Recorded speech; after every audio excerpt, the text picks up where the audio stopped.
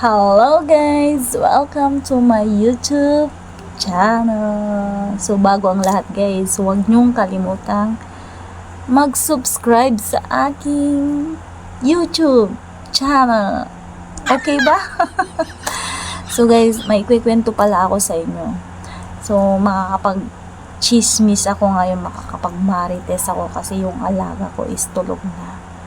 Napakain ko na siya ng dinner at napainom ko na rin ng gamot.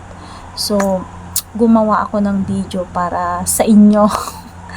Kasi marami nang tatanong sa akin kung ano yung mga trabaho dito sa bansang Taiwan bilang isang caregiver o caretaker. So, napag-isip-isipan ko na gumawa na ako ng mga video para ma-share sa inyo.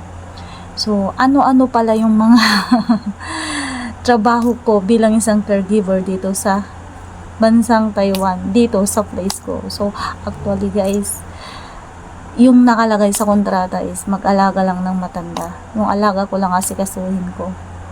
Sad to say is hindi lang siya yung iniintindi ko. Sa araw-araw na maraming pumupunta dito sa bahay, umiinom ng alak. So, pati sila iniintindi ko. Kasi sa kalasingan nila,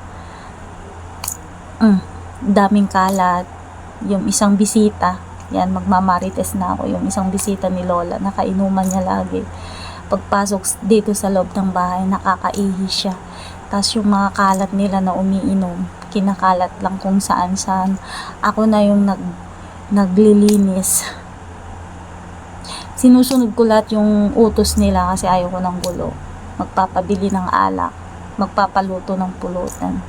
Guys, sa totoo lang wala yun sa kontrata ko. Ang nasa kontrata ko is mag-alaga lang ng matanda si Lola. Pero,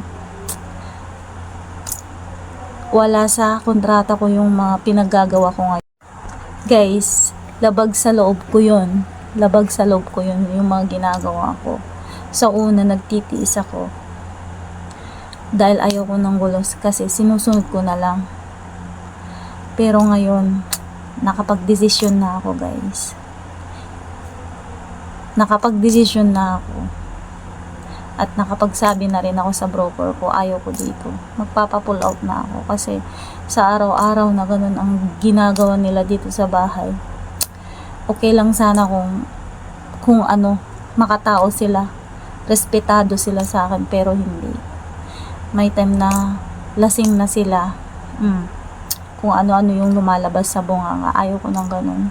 Yung parang ang baba ng tingin nila sa akin. Katulong is katulong.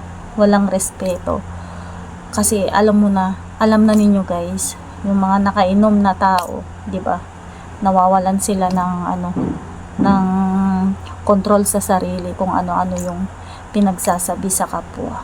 'Di ba? Pero hindi naman siguro karamihan kasi yung mga iba alam naman nila yung ginagawa nila. Pero yung mga bisita ni Lola, yung mga pumupunta dito, as in talaga, wala silang respeto sa akin. Yung kabaitan ko sa kanila guys, talagang talagang napuno na ako. Hindi pwedeng ganito.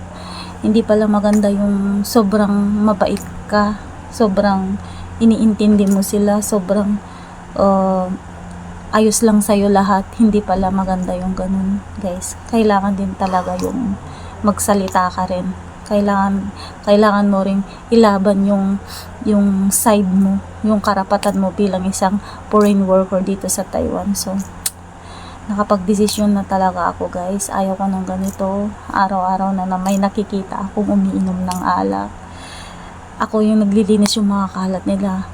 Hindi pwede yung ganun. Wala sa kontrata ko yon. So, kahit mabait yung mga anak ni Lola, wala tayong magagawa. Wala din akong magagawa. Wala din silang magagawa. Kasi, labag sa kontrata yung pinaggagawa sa akin ng nanay nila. So, hindi pwede. Hindi pwede. Kaya, so, sinasabi ko sa inyo, sa mga gustong mag-apply dito sa Taiwan guys, kung ano yung nasa kontrata, yun lang ang sundin natin guys. Huwag tayong magpa-abuso.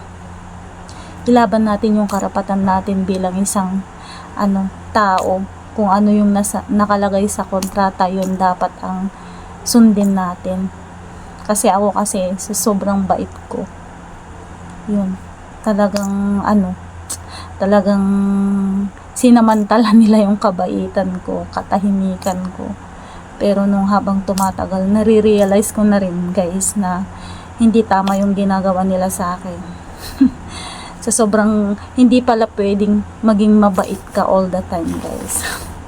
So, sa mga nag-a-apply, yun ang tips na masasabi ko sa inyo. Kung ano yung nasa kontrata, yun lang, guys. Huwag magpa-api at ipaglaban kung ano yung karapatan natin bilang isang foreign worker dito sa ibang bansa. So, hanggang dito na lang ang aking video, guys. Sana may natutunan kayong tips. At thank you for watching. Next story sa susunod na naman po. Bye-bye! Thank you!